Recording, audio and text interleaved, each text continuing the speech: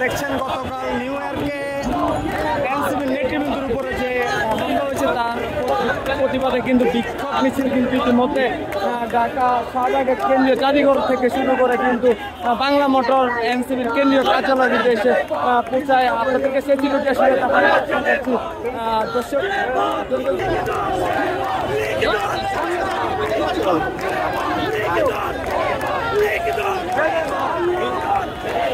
আমরা আমাদের নেতৃত্বের বক্তব্যের মধ্য দিয়ে আমাদেরকে জানিয়ে রাখি গতকাল নিউ ইয়র্কে এনসিপির নেতা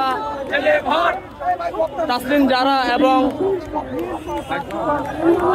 সদস্য সচিব আক্তার উপরে যে হামলাটি হয়েছে সেই হামলার প্রতিবাদে কিন্তু আসলে বিক্ষোভ মিছিলটি আয়োজন করেছে কেন্দ্রীয় নেতৃবৃন্দ। আপনারা দেখছেন এখন তারা কেন্দ্রীয় কার্যালয়ের সামনে কিন্তু রয়েছে।